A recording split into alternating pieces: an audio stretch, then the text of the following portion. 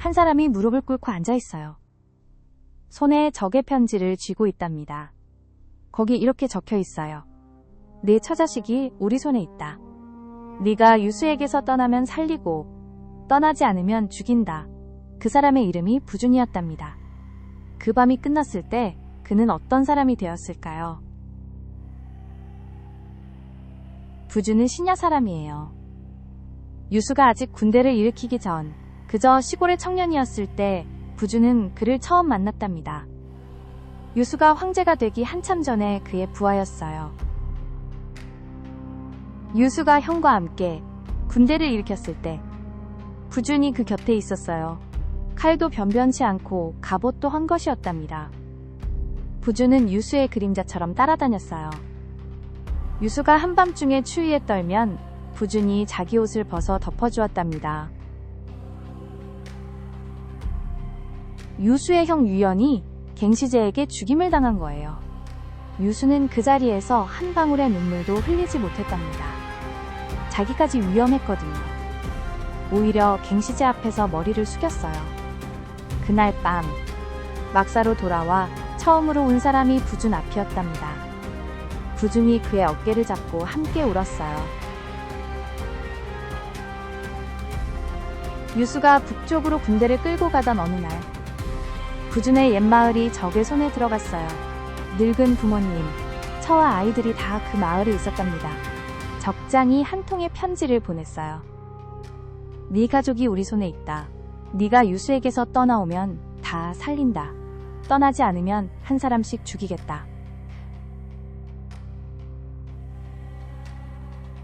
부준은 그날 밤 막사에 들어가 한마디도 없이 몇 시즌을 보냈어요. 부하 하나가 걱정되어 들여다봤답니다. 부준이 등잔불 앞에서 무릎을 꿇고 있었어요. 두 손에 편지를 쥐고 어깨가 떨리고 있었답니다. 그러나 소리는 내지 않았어요. 새벽이 되자 부준이 일어섰어요. 유수의 막사로 갔답니다. 유수가 인기척에 깨어나 그를 보았어요. 왜 이 시간에 왔는가? 부준이 한참 말이 없다가 그 편지를 내밀었답니다. 유수가 등잔불 앞에서 그 편지를 읽고 한참 고개를 들지 못했어요. 유수가 마침내 입을 열었어요. 목소리가 가라앉아 있었답니다. 부준아, 너는 내 곁을 떠나도 좋다. 가족을 살리는 일이다. 누구도 너를 탓하지 못한다. 부준이 천천히 고개를 들었어요. 얼굴에 눈물이 흐르고 있었답니다. 그러나 목소리는 흔들리지 않았어요. 주공, 신은 떠나지 않습니다. 유수가 깜짝 놀랐어요. 부준아, 그러면 내 가족이... 부준이 말을 끊었답니다. 신야에서 처음 주공을 만나고 여러 해를 함께 했습니다. 이제 와서 신이 주공을 떠나면 신이 그동안 누구로 살아온 것이 되겠습니까? 그가 무릎을 꿇었어요. 신은 주공을 따르겠습니다. 유수도 함께 울었어요. 두 사람이 막사 안에서 한참 마주 앉아 있었답니다. 유수가 마침내 부준의 손을 잡으며 한마디 했어요. 부준아, 내가 천하를 얻거든 네 가족의 무덤을 내 황릉 곁에 모시겠다. 내 평생 너에게 진 빚을 잊지 않겠다.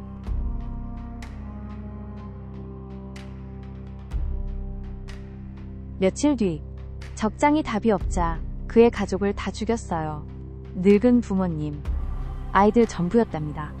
그 소식이 전해지자 부준은 한참 고개를 숙였어요. 그러나 한마디 말도 하지 않았답니다. 다음날 새벽에 일어나 평소처럼 갑옷을 입고 군영으로 나갔어요. 부하들 앞에서 어떤 슬픔도 보이지 않았답니다. 그러나 밤마다 막사에서 혼자 우는 소리를 들은 사람이 있었어요. 유수가 황제가 된 뒤로도 부준의 일을 한 번도 잊지 않았어요. 큰 잔치에서 광무제는 늘 부준을 자기 곁에 앉혔답니다. 어느 날 신하가 까닭을 묻자 광무제가 한마디 했어요. 부준은 자기 가족의 목숨으로 나에게 충성을 보였다. 그 빚을 갚기에 짐의 평생이 부족하다.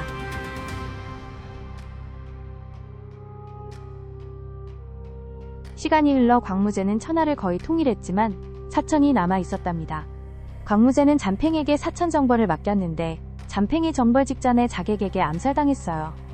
광무제는 한참 슬퍼하다가 부준을 불렀답니다. 잠팽이 같다. 사천 정벌의 마무리를 네가 가서 도와다오.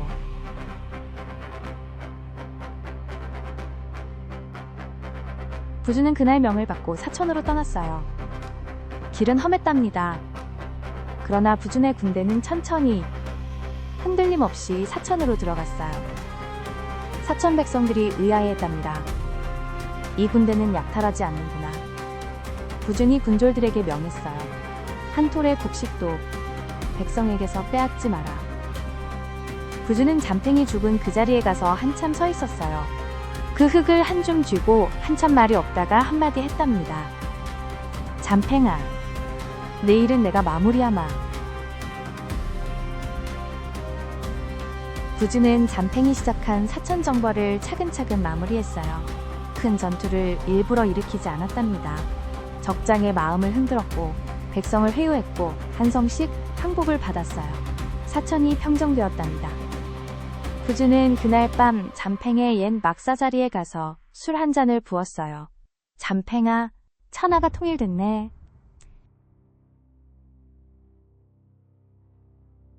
부준이 도성으로 돌아오자 광무제가 친히 성문 앞까지 마중을 나갔어요. 수고했다, 부준. 부준이 그저 고개만 숙였답니다. 그날 큰 잔치가 열렸지만 부준은 술잔을 거의 비우지 못했어요. 평생 함께했던 잠팽이 거기 없었거든요. 부준은 그 뒤에도 큰 자리에 올랐어요. 그러나 한 번도 채우지 못한 빈자리가 가족이었답니다. 부준은 자기 봉지에 작은 사당을 짓고 부모님, 저, 아이들의 위패를 모셨어요. 매년 그 앞에서 한참 울었답니다. 광무제는 옛 약속을 잊지 않았어요. 부준의 가족묘를 황실 가까운 자리에 옮겨 모시게 했답니다. 부준이 양자에게 매번 한마디 했어요. 내가 네 양아비가 된 것은 폐하의 은혜다. 너는 폐하를 평생 잊지 마라. 세월이 흘러 부준도 늙었어요. 광무제가 그를 도성으로 불러 함께 술잔을 기울였답니다. 부준아, 그날 그 새벽이 기억나는가? 부준이 술잔을 잡은 손이 떨렸어요. 기억합니다, 폐하. 광무제가 그의 손을 잡으며 말했답니다. 그날 네가 내 곁을 떠났더라면 천하가 어찌 됐을지 모른다. 부준은 광무제보다 먼저 세상을 떴어요. 마지막에 누운 자리에서 한마디 했답니다. 이제 가족을 만나러 가는구나. 양자가 울며 그 손을 잡았어요. 부준이 한마디 더 했답니다. 내가 가거든 폐하께 한 잔의 술을 올려라. 평생 빚이 있다고 전해라.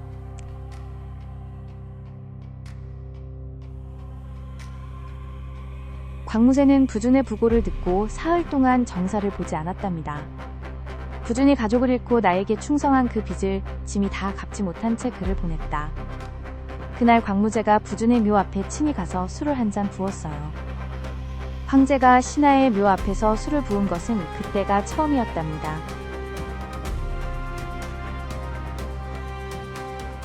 온대 28장의 초상화속 부준은 갑옷을 입고 있었답니다. 그러나 그 표정이 슬펐어요. 광무제가 그렇게 일렀거든요. 부준의 충은 가족의 슬픔 위에 세워졌다. 그 슬픔까지 그려라. 그래서 부준 초상은 다른 어떤 초상보다 깊은 그림자를 가지고 있었답니다. 부준의 이야기는 호세에 널리 전해졌어요. 가족과 충성 사이에서 어느 쪽을 택하느냐는 사람의 한계를 시험하는 질문이에요. 부준은 그 한계를 넘었답니다. 그러나 그 넘음에는 평생의 슬픔이 따라왔어요. 그의 충은 빛났으나 그의 마음은 평생 무거웠다. 가끔 우리는 한 번의 결단으로 평생이 결정되는 사람을 봐요. 부준이 그런 사람이었답니다. 그 결단으로 그는 영웅이 되었지만 그 결단으로 평생 슬픈 사람이 됐어요. 오늘날 우리는 부준의 결정을 어떻게 봐야 할까요? 누가 옳다 그르다 함부로 말할 수 없어요. 그저 한 가지만 분명하답니다. 부준은 그 결정의 무게를 평생 짊어졌다는 것. 그리고 그 무게를 짊어지면서도 흔들리지 않았다는 것. 부준이라는 이름을 들으면 한 번쯤 생각해보면 좋겠어요. 우리는 그런 무게를 끝까지 짊어질 수 있는 사람인가?